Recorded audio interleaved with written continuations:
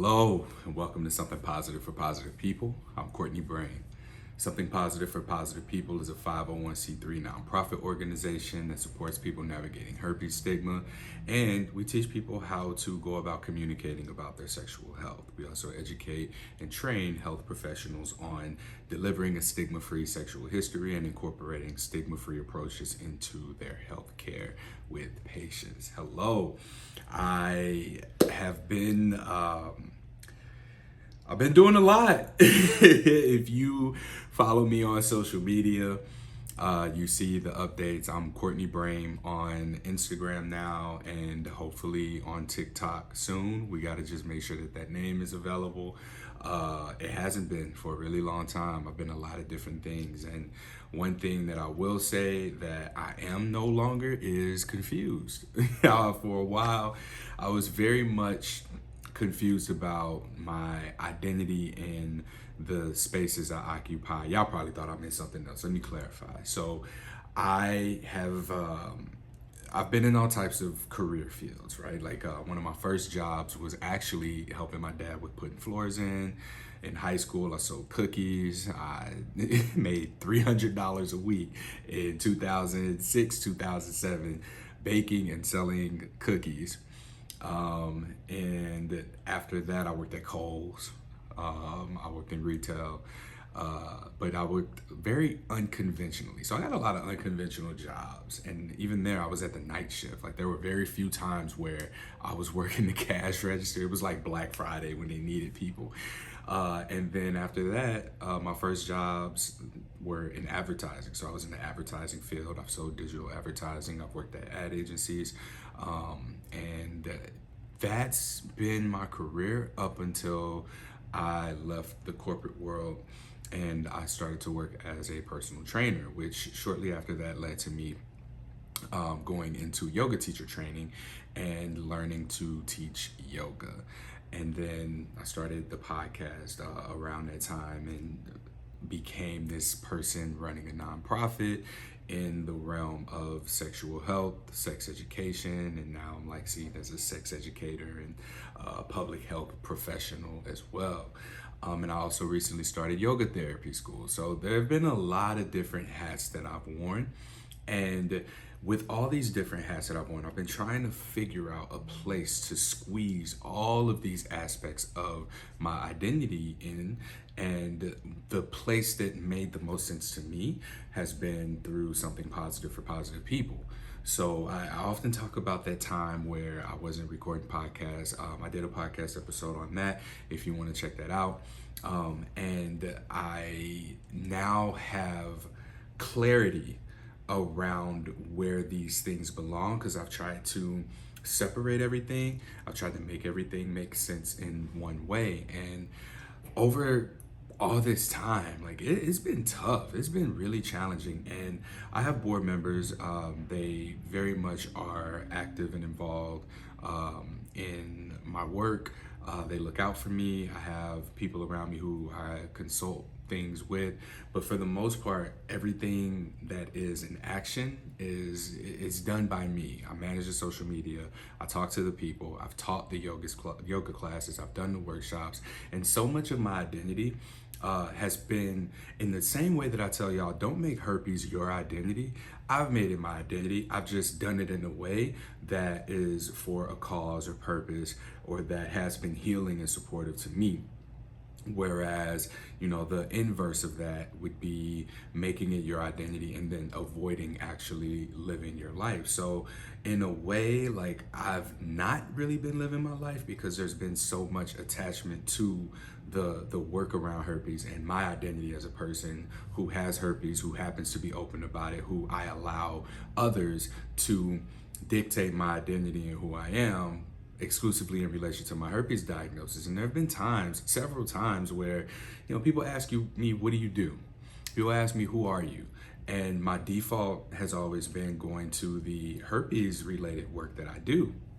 Which, don't get me wrong, it's a great conversation starter. More often than not, people are curious and we engage in really good conversations and dialogue about it. I've had people tell me that they too have herpes and that they too had experienced suicide ideation, or that they've never heard of anyone teaching yoga to people with herpes, or who had a podcast about herpes, or is using this as something to support the healing of other people.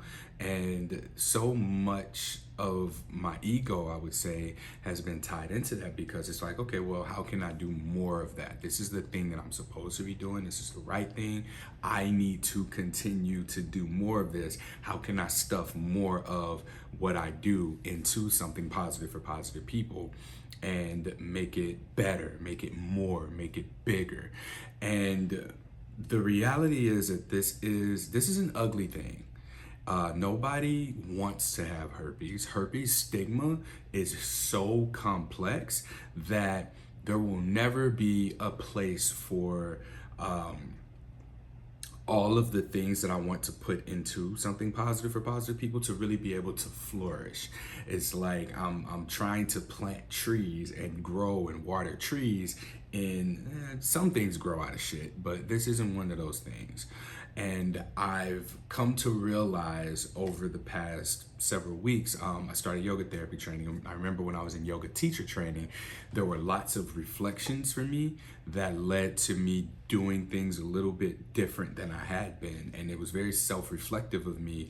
And I hadn't really had any opportunities or spaces where I, especially as a man, as a black man, could have these kinds of reflections, because I've always been on go mode. It's always been about, everybody else and what other people expect of me. And that started with make sure you go to school, get good grades, go to college, get a job. And I think it got a little confusing there. That's when I started to question things and go off the track of, get the house, get the wife, had the kids, and retire, right? And I'm in that now. And so much of this is a little bit like confusing to navigate, simply because there hasn't really been a roadmap for me that anyone else, at least in my immediate circle, has navigated. Like, I'm the only person that's bounced around and moved to different cities, chasing my dream or following my intuition and leading with that. And I don't know other people who have. Like, it's not a safe thing. And also, I have met some really self-aware people, but I don't know that they've been self-aware enough to know that whatever it is that they're doing, it's gonna work out, right? And I feel that. I really feel that in the core of my being. I feel that in my nervous system. And part of that has been through just the emotional awareness that's come from me doing some very unconventional things. I'm a black heterosexual man that's been in all these sex positive spaces, non-monogamous spaces, as well as into places that straight men typically don't belong, but also in working in sex education, being a man, being a black man too, in this environment that talks about us, but doesn't necessarily talk to us in order to really make any kind of a significant impact.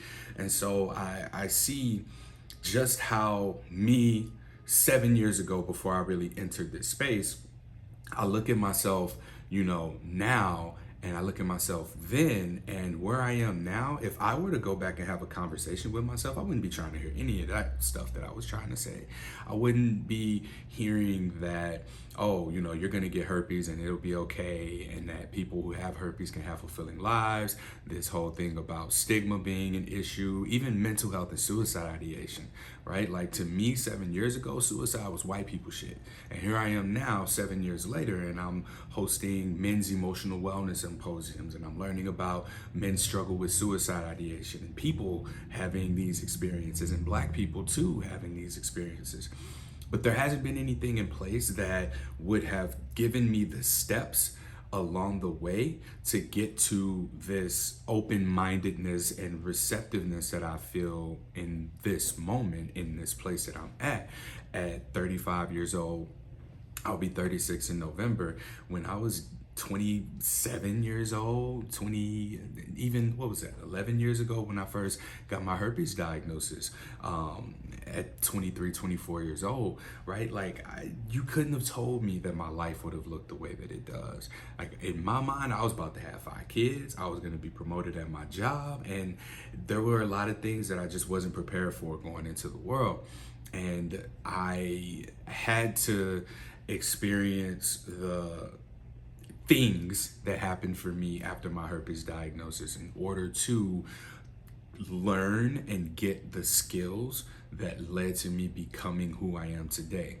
And I mentioned like the steps in between. So just to give you an example, yoga, for instance, I wouldn't have gone to a yoga class if you told me that, oh, well, yeah, it's going to help you with managing your emotions and all of that. I wasn't trying to hear that. I went to yoga because I thought it was good for stretching.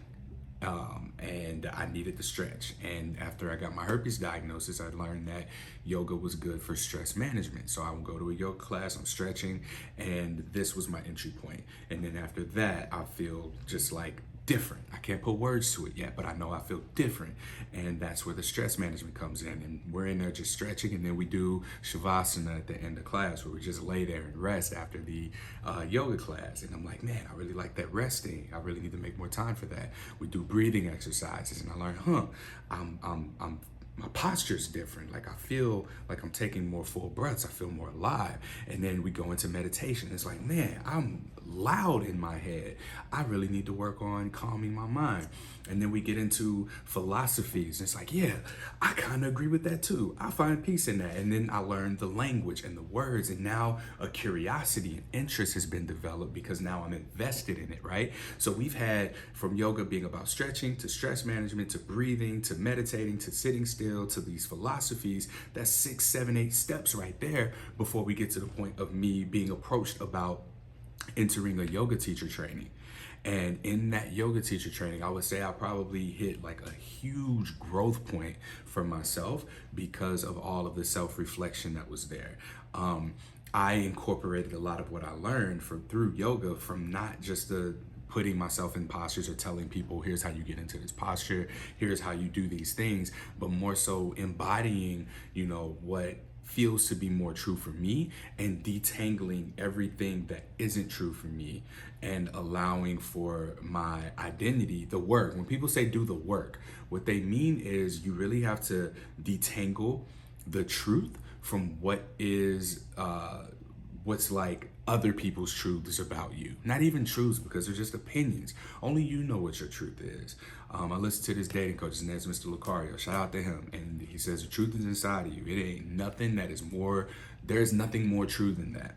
And yoga was something that, a seed was planted, and then I find this content that's like validating that. So as you start to experience and explore your own truth, what happens is that you start to be presented with opportunities for you to validate that truth or invalidate that truth, which is essentially going against your values and who you are.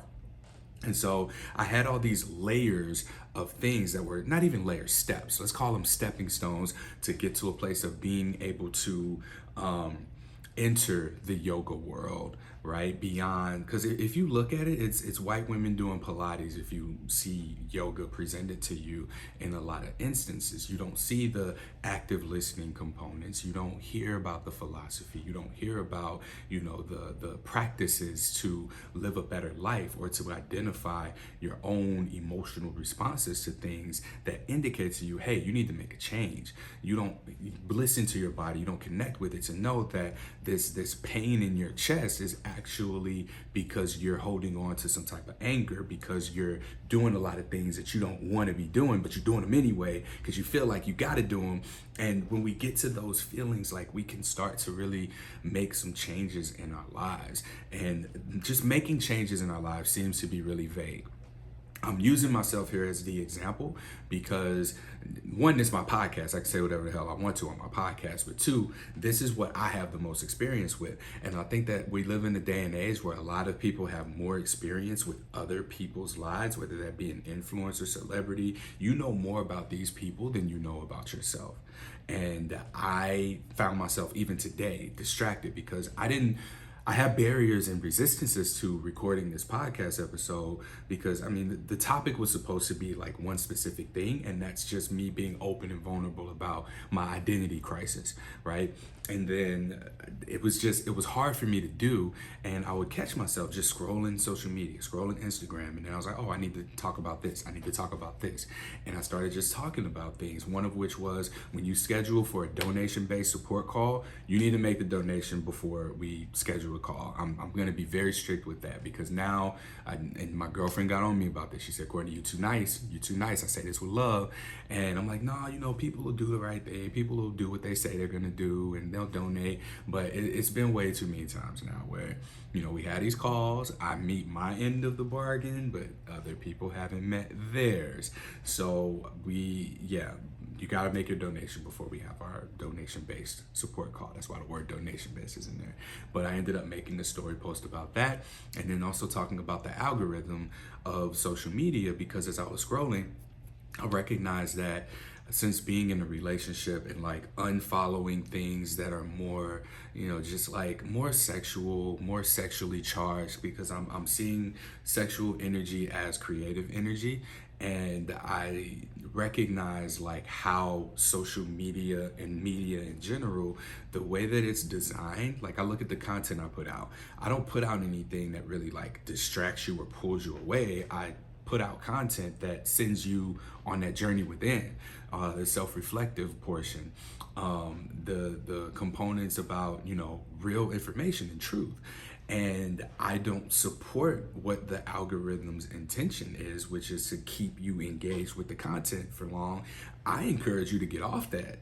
I encourage you to go and do your own thing. I encourage you to show up to a thing that, you know, an event of some sort that may give you a sense of community in a way that you don't have to rely on what social media presents or what distractions or anything like that. Like I'm recommending books you should read and listen to, and I'm sending people away from the place that the algorithm is designed to steer you into. So in doing that, I made the post about that, and I was still just sitting there like not wanting to do this, and I realized what was happening for me. I always say the hardest part about running a business isn't actually running a business. It's, you know, telling other people that you're running a business, especially when you compound like something as complex as stigma to it, because I do a lot of great work. I know that I'm the best. You can't tell me there's anybody out there that's providing you with better herpes stigma support than I am. And if you met them, please introduce me to them, because I would love to learn from them. And these, at this point, I'm not gonna say thousands, I'm gonna say hundreds of like one-on-one support calls. It's very much become like my test of truth, because I say, yeah, I'm the best. Like I know what I got to offer. I know what value I'm bringing to it, because people come to me and they're like, oh, I'm here for herpes. And then by the time they leave, they're like, damn, actually, it ain't the herpes at all. Like I'm gonna have to talk about it. Yeah, but man, this is stuff my therapist hasn't even told me. This is stuff I'm paying my therapist $200 a session for. And that's, you know, use your therapist. Like you should go to your therapist, right?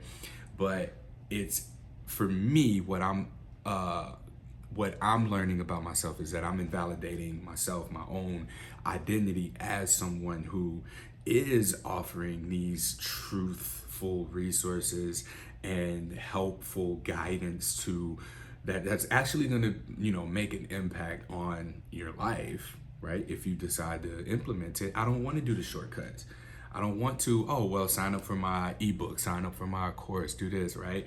I want to see people go off and live the kind of life that they want to live for themselves. But I'm getting very sidetracked. The direction that I wanted to go with this is, again, just coming back to my own personal like identity crisis of needing to, instead of pushing everything into something positive for positive people, start to separate, you know, what this is for. So I've come to the realization that y'all don't really want yoga classes. Y'all don't really want support groups. What y'all want is a cure. I get that. And it's constantly, you know, I see the success of people, other organizations like the headway that they're making. And people are really like caught up in or subscribe to and will pay for hope. Like there's money being thrown towards cures that before we get to a cure, we got 7 or 8 steps. The same way that before I could get to a place of being at peace with my herpes diagnosis and being as emotionally aware as I am and healthy as I am overall and being as impactful to individuals as I am, I needed to go through those 7, 8 steps before I got to yoga in the way that I'm in it now. And it's the same way for a cure for herpes, right? And people will throw their money at the hope for getting to that place of enlightenment. They'll throw their money at the hope for a place of getting that herpes cure. But why don't we invest in, and I'm not saying throw your money at me, like even if you just tell me, Courtney, I listened to your podcast episode on this and I took your advice and it changed my life. Thank you. That's cool. You ain't even gotta tell me. Like as long as you do it and you good with the results that you're getting or the results that you've gotten, yay. I celebrate that with you. I'm gonna celebrate with you. I'm gonna ask you if I can share the post because I struggle with being able to show people what I'm doing. I can tell people what's happening all day. I can record transcripts of calls. I won't record anything without anybody's consent, but the podcast is its own thing. But when I have these one-on-one support calls, like there's a lot of healing and impact that's happening that I can't show people. But when we highlight, the destination, right? That when the destination becomes highlighted, that's what people are selling and sold on. But like this whole thing is a journey. And in my personal opinion, I believe that the first step for us getting to that place of a cure is to first accept that there isn't one. I think that a lot of people are in denial of the fact that there is not a cure for herpes. We have not seen herpes test come back positive, somebody go and do a thing and get cured and then it come back negative and this person be able to have sex and not pass the virus on because it's no longer in their system. We don't even have tests that definitively say, yes, you have herpes, no, you don't have herpes. So I think that's really what the starting point is. Why don't we get a test that says, yes, you have herpes, or no, there is no herpes here. Then from there, we can start to test people because a lot of people aren't being tested for it and don't know that they're not being tested for it. People go in, they say, test me for everything, and all of their results come back negative. A partner finds out they have herpes and they're like, hey, I only been having sex with you, I got herpes. And then they're like, no way, that couldn't have happened. They go get tested and find out, oh, you can pass herpes on. I haven't been tested for all these years, and you can pass it on to somebody if you haven't had an outbreak, and then the education begins, right? So what happens if we get an accurate test, we get people tested at least annually for the virus, and then we begin to just simply, before that even, just like start to accept that herpes is a tricky virus. As my board member, Dr. Evelyn Dacker says, she says, herpes is a tricky virus. It lives in the nerves, it presents on the skin, and it spreads by skin to skin contact. And a lot of people, one, don't know this, right? And two, because of stigma, refuse to educate themselves or be educated by others because we like to just run with what we think we know. And what we think we know is actually not accurate because we're not even getting the experiences of the people who are living with the virus themselves. And that's part of the work that I'm doing. Those first 3 steps is being able to integrate people's lived experiences as y'all allow me to share. The podcast guests who come on and are anonymous or who are fine with being open about it, thank y'all. The people who go and invest the time into taking these surveys that we put together, like that's what this is working towards. I'm not giving false hope for a cure, especially in this lifetime. If we can get these first 3, 4, 5 steps taken care of where people are, more accepting of their diagnosis and the reality of living with herpes and decide to just make some health changes to where, you create a healthy enough environment for herpes to live in your body, along with the other however many viruses and bacteria that live in the body that we don't get upset about, that we don't stigmatized, right? Like how much bacteria in our gut like helps us with digestion. How many viruses live in us that are, handling other things, our immune system, keeping things at bay, not eliminating these things, right? Our body is an ecosystem of ecosystems. And I tell people, like, think of your body as an apartment complex that hosts all these tenants. These tenants are the bacteria, the viruses that don't go away from soap and water, or drinking water and eating well, right? And what herpes does is it just lives in the nerves. And as long as the building is being upheld well, the plumbing's good, the electric's good, and the all of that is taken care of, the temperature's maintained, these are things that contribute to, metaphorically, that are stressors. So if you're overly stressed, if you're not getting your nutrition, if your mental health is trash, if you're not eating and getting the nutrients that your body needs, everybody's different. We all need different things, right? So if you aren't aware of your baseline and able to stay at it, herpes is gonna come knocking on the surface of the skin and be like, hey, let me out of here. It's hot in here. I'm paying my rent on time. I'm taking care of business on my end. You're not taking care of business on your end. You need to fix this air conditioner. And then that's when it wants to get out. It wants to find a new place to live. And that's where you get our high probabilities of transmission. That's where you get your you get your, your shedding, your viral shedding. Asymptomatic, that's the word I was looking for. You get your asymptomatic viral shedding, and that's when people get herpes, when we're not taking care of ourselves. I've done these surveys, I'm asking people, I'm asking the questions, I'm interviewing people, but don't nobody know I'm doing it. Nobody knows that this work is being done, because the people who are most impacted by this work are not willing and able to share about it. And this is just because of stigma. Stigma is literally the thing that is in the way of the cure, because until we can accept, all right, this is what stigma is, and you do the work of detangling what's true from stigma. I'm looking like I'm peeling a banana, but we're untangling the stories that we've made up, the media stories, and what other people have said or convinced us to believe about what a person with herpes looks like, what they sound like, what their life must be like. When we detangle our truth from those made up stories, from the misconceptions, from the falsehoods, that's when we can start to talk about curing herpes. But if we don't do that, what incentive do the powers that be have to do anything different?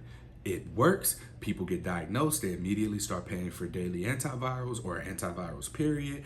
They take the medication because they, A, don't want to have to tell somebody because they're embarrassed because of what people think about people with herpes universally. And then B, like these stressors contribute to more outbreaks, and the less that we actually know about the virus, like from people's lived experiences, the less we understand stigma, the less we understand, hey, this is just how it works, this is all it is. And we see, the less we begin to see herpes for exactly what it is, the less likely there is going to be a need for any kind of change. Because I'm gonna put it like this: if this is the most genius business plan, think about it. You have this virus that, one, people think that they're protected from if they just wear a condom. So people using or not using condoms, right, still go on to get herpes, have no idea they're at risk for it. People don't know that they're not being tested for it unless they specifically ask. The tests are trash, but then when you do get exposed to it, it's going to be very unlikely that you know who it came from. So it's not like you're going to tell the person, like, hey, I think you gave me herpes, right? And we live in a climate where our next available sexual partner is literally a swipe away. So we can have had several partners within the time period at which herpes takes to incubate, and then because of shame and stigma, we're like, oh, I don't know who it was actually, maybe I shouldn't tell anybody. So now whoever else might have had it or been exposed to it doesn't know for them to go and get tested and then get treated or whatever. But there will come a time though when they find out, bam, the psychological impact is going to be so intense that they immediately get on antiviral. So I've got customers for life. As long as people don't find something positive for positive people to be impactful, as long as they don't go within, as long as they focus on the SNL skits that make fun of herpes, the ignorant comments that people make in people's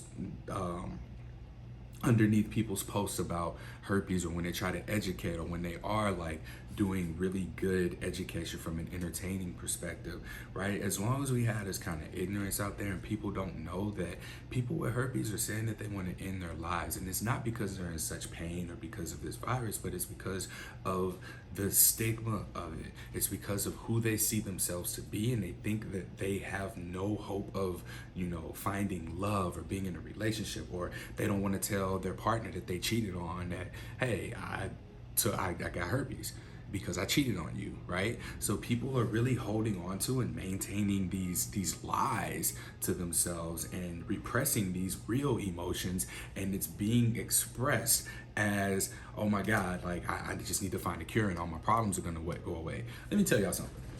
I was diagnosed with herpes in 2013. It's been 11 years. Had I been waiting on a cure, where would we be?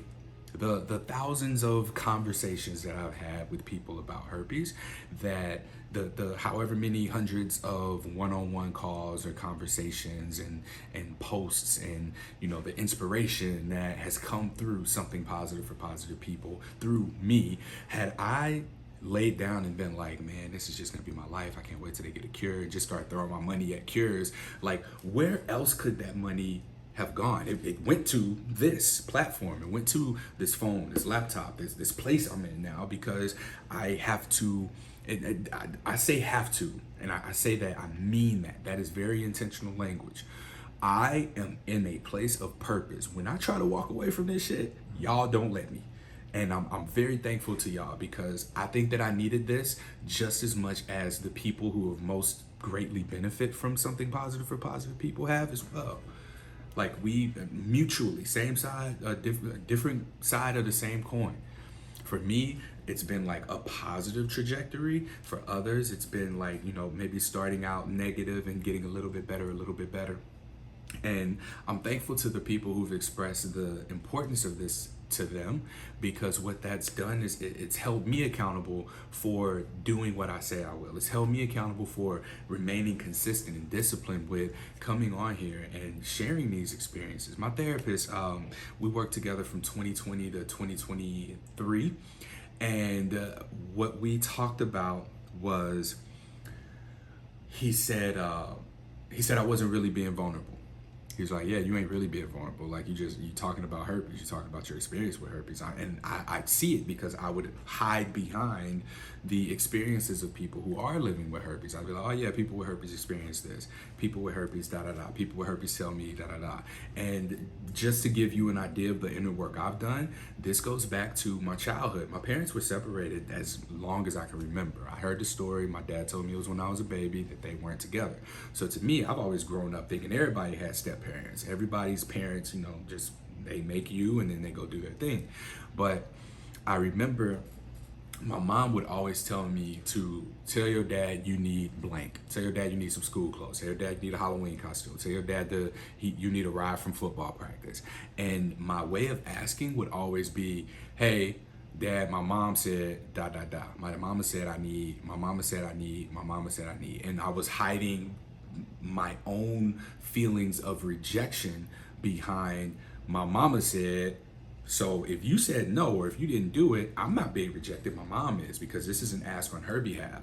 Same thing here, right? I'm not able to receive criticism directly. Like, if you have anything negative to say about me for starting a nonprofit and podcast for people who have herpes because they wanted to kill themselves after their diagnosis, you're a fucking asshole.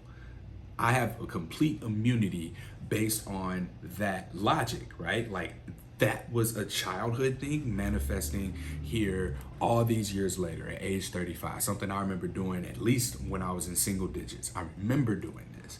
And this is the importance of doing the work so that you can untangle the truth from the narratives that you've been fed, the subjective realities of, or the opinions of other people. Because in addition to that, like, I told myself a story that, oh, my dad just doesn't listen to me. My dad doesn't do what I ask him to. I can't ask him for anything. And the reality is, after talking to my dad and untangling the truth, he was like, you never asked me for anything, right? Like, I didn't think you needed anything. You were so independent. And we had this conversation. So now, instead of having this conversation with each and every one of y'all, I'm recognizing that I no longer need to hide behind something positive for positive people. And shout out to Jordan, one of my other board members as well, for kind of like watering a seed of telling me that, Courtney, people, like, you don't have to put everything into something positive for positive people. People will want to come to an event that's hosted by Courtney that isn't herpes related. And I really sat with that. And here we are months later now, because she said this a few months ago. And I feel it now. I understand what that means. I understand that, like, I don't have to hide behind these things. And what my therapist said to me about hiding or not truly being vulnerable is absolutely true. And I ain't gonna say I'm done with it. Like, there's still gonna always be work to be done, but I'm aware enough. I said aware, like pointing at my head, but I'm aware enough in my core, in my heart, that, excuse me, I'm aware enough to know that something's got to change. I know that I got to stop hiding, and I'm working on that. Like, I'm hiding these brilliant skills of interviewing people, of podcasting, of being curious, and drawing out these very fucking powerful and vulnerable conversations and realizations from people who I'm interviewing people, everyday people. These are people who have never been interviewed before, y'all. I'm fucking amazing at my job, interviewing people and being curious about people. And it translates not just on the podcast, but also in the one-on-one calls, and also in when I'm making friends or meeting new people and getting them to discover new things about themselves. And I do this in a very, like, short period of time. It's efficient. And I'm very aware of the undercurrent of conversations, not just the things that a person might be saying, but also the things that they're not saying. What's the emotional undercurrent of their words and their silences, right? This is a fucking superpower. Like, I don't know too many people who know how to do that. Like, shout out to my boy AJ. I think that he might be the only other person that I know who has been able to do this, because he's done it with me. But I say this because if you are somebody who, has made your herpes diagnosis your identity, you might not even know you made herpes your identity. It's going to take for you to look at what you've missed out on, what you're missing, what you lack. And the only way to get to that place, like, the first thing you got to do is look at what you have. I said this before. What you have is what you want. I think I spoke to that on a self podcast episode, which I brought back, and I'll talk about that later. What you have is what you want, because otherwise you wouldn't be the person you are receiving and holding on to these things, right? Like, it plays out in our relationships, right? You say, I want this, and implying you don't have it, but then you look around and you have something that's not that. So it's important to be able to identify just how impactful your relationships to your herpes diagnosis may be. And the only way to really do that is to start reflecting and ask these questions. So, like, this ain't me selling y'all on doing a donation-based support call. If you want to, yay, cool, come do it. But what this is more so about me being open and vulnerable myself, and sharing, here's how I recognize my identity has been so interconnected with my herpes diagnosis. Here are ways that I've violated my own boundaries. Here are ways that I've violated myself.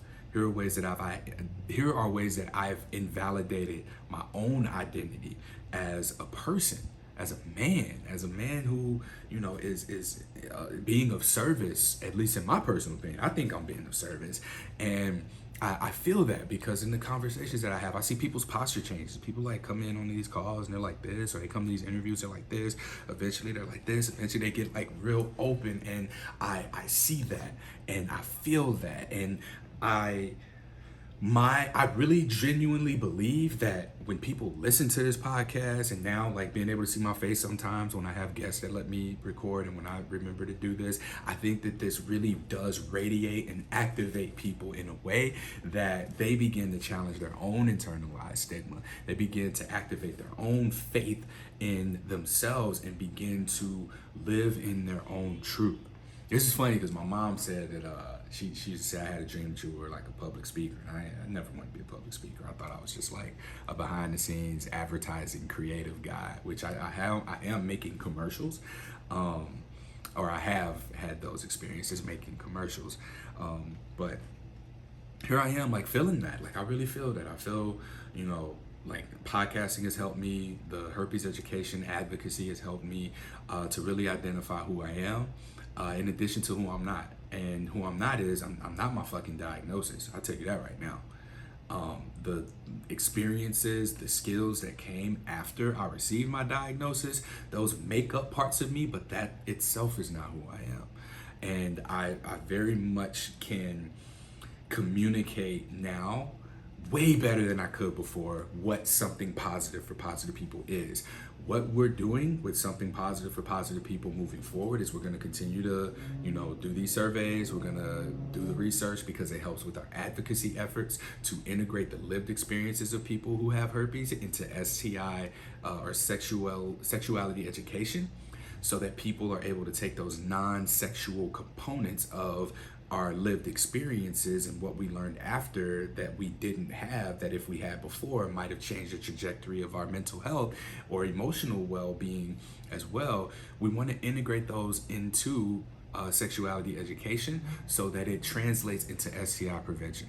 It ain't no reason that by now I ain't got funding from the CDC to implement this and talk about this more and have a bigger platform and make this a more expansive community resource. Like I'm running, how much the conference that I did, the Something Positive conference, we sold like $7,000 in tickets, and then we had about $5,000 in sponsorships, and then we were able to pay our presenters, and we were able to take some of that money and invest into another expo where we're going to have more community engagement, where we're going to be able to support people in navigating these conversations about sexual health and disclosing their STI status and asking people about theirs, the very things that directly impact the STI rates. People aren't talking about STIs nearly as much as they should be. And here we are, we have this work that's being done, and it's just me. Like I'm learning to ask for help. Shout out to my board member Amber, who's telling me, Courtney, you need to find some volunteers, you need to get some interns, like you need help until we can get to a place of acquiring funding to be able to go off and do, you know, more of the work that is being done. And I'm listening. I hear y'all, I hear everybody, I listen, but at the end of the day, like I feel very much like this is still something that other people aren't nearly as invested in as I am. Like I said, I tried to walk away. I can't walk away from this because when I do, somebody tells me, Courtney, please don't stop doing what you're doing. I was gonna end my life and I found your podcast and it saved my life.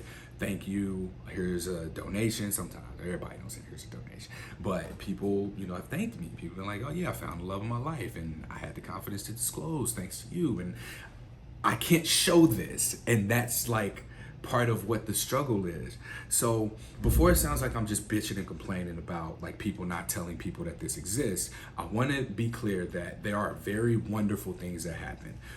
We got a $10,000 donation from Dr. Eveline Dacker to go on and conduct a pilot project for one of the trainings to be able to have a simulated experience using sex educators to give medical professionals practice taking a history under a specific type of circumstance. So I'm going to be doing that in February, and that is essentially what the business plan is for Something Positive for Positive People. And then the podcast, the research that we're doing, I'm going to continue to interview people and host a podcast, and also be able to offer the donation-based one-on-one herpes support calls. I'm not a doctor. I'm not a mental health professional. Like, I'm an emotional wellness practitioner. I utilize my yoga. I utilize my own personal experiences and the experiences that have have been shared with me as we navigate these conversations. And these donation-based calls are gonna be, they're 30 minutes. You make a donation, we schedule the call, we have the call, and if you want more, I have to direct you somewhere else, because oftentimes people come for herpes and they leave with the realization that there's a lot more that needs to be done, and there might even be a lot more self-inquiry there. And that is where we get back to the identity piece, because I'm now separating that from something positive for positive people. I love y'all to death. I'm sorry, but I can't keep giving y'all what you would pay $200+ to your therapist for an hour and a half, and only getting like $15-20, right? So partially, yes, this is a money thing. I ain't finna sit up here and act like it ain't. Like, it's a money thing, and more importantly, it's a time thing. So that 90 minutes that I'm speaking to someone for them forgetting to donate, because a lot of people forget to donate, or $20 for an hour and a half of like this deep self-reflection and like the relief of getting to emotionally exhaust yourself, and like, because that's what it is. A lot of it is in fact emotional labor. A lot of it is thankless. I don't care. Like, my childhood trauma has equipped me to have this seemingly infinite capacity for emotional, what's the word I'm looking for? Like, I'm an emotional lightning rod. Like, I'm a lot of people's emotional boyfriend, and I recognize that. I ain't finna keep tricking my emotional intelligence for free. I'm gonna look right in the camera and say that, right? So we got 30 minutes of whatever you donate for a donation-based support call, and then after that, we got to talk about the separateness of it, and that's something that I'm working on now with my own business. I'm not doing speaking engagements through Something Positive for Positive People anymore. That's coming through Courtney. So if you want Courtney to speak about herpes, and unless we're doing the training, right? We do the training, that's Something Positive for Positive People. If we're doing the donation-based calls, that's Something Positive for Positive People. But if you need ongoing consultations, you want to practice your disclosure, like the things that I've tried to push into Something Positive for Positive People, and now they're going to be Courtney things. And I feel very good about this. I feel very confident in this. So the one-on-one ongoing calls, if you're somebody who is curious about or interested in going deeper than just the herpes conversation and talking about, my experience, and because it's been done. The podcasts are out there. There's plenty of free content. There's the social media page. There's the podcast that I've been on. The press page of Something Positive for Positive People exists. You can scroll through all of that and get that. It is most important to me that the time that we spend together is for you to get what it is that you want out of that. All right. And after that, like, I got to get what I need to get out of that. So I'm separating the I guess we would call it coaching. I'm separating the yoga. I don't even like teaching like yoga classes in the traditional sense. But I am currently in yoga therapy school and learning to utilize the science of yoga to support people with restoring emotional balance.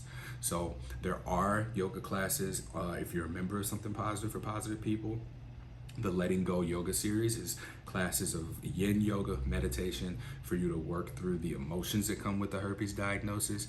Other than that, you can reach out to me and we can have a conversation about what ongoing conversations and communication can look like. If you need help with your disclosures and things like that, that can be included in the donation-based call. But overall, like, if I need to like get to know you and like get to the core of issues, and you say you got a therapist and your therapist is working for you, hey, I'm not gonna pressure you, but I do a damn good job at what I do, and I got goals. I'm at a place now where I put myself in a situation where I done doubled my rent and my income is like half of what it was when I was in Portland. And so this puts me in a position where not only, and this is something that I think is useful to people as well, it is really easy to get complacent.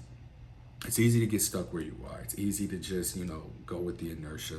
Is inertia the word? The inertia of, life, and just kind of drifting into where you end up. But then it's another thing to be proactive in choice. I like to think that I empower people with choice. So when you talk to me, you're going to see options, and then you're going to have the responsibility and accountability of making a choice. So even listening to this podcast, if you listen to this point of the episode, you got a choice to make, right? So that choice being, how are you going to navigate these experiences moving forward? right? So I put my experiences out there. I've shared the parallel. My experience with herpes has been, identifying with my diagnosis. Your experience with herpes may have been identifying with your diagnosis. So we're two sides, same coin. So for you, what does it look like to begin to take the steps to get out of that thought process, to identify who you are aside from your herpes diagnosis? Who are you outside of that? Because I'm learning who I am. I'm Courtney motherfucking Brain, emotional wellness practitioner. I use yoga. I use sex education. These are the ways that I demonstrate that.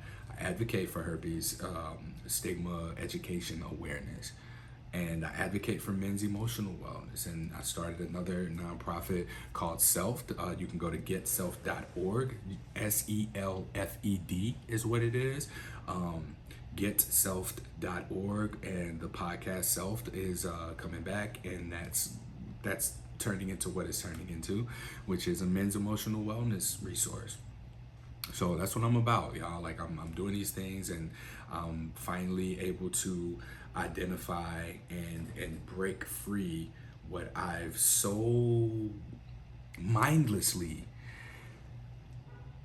identify with all this time, which is my herpes diagnosis. And so in separating that, like I'm seeing myself, I'm working with Jordan to do a workshop on intentional relationships and dating and what it looks like to do that.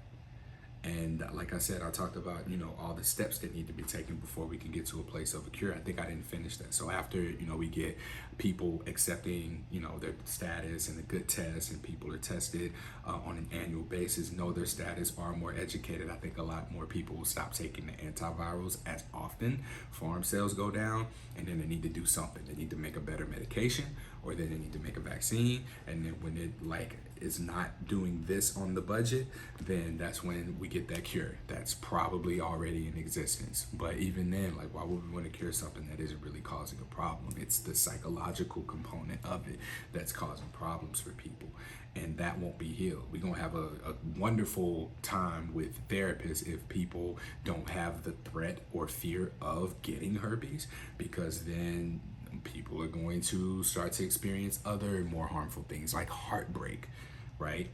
So yeah, people looking at herpes as the worst thing that ever happened to them. And if herpes is the worst thing that's ever happened to you, you got a good life. I mean that. So that's a really good, this is a good place to leave it. I think that I can stop here.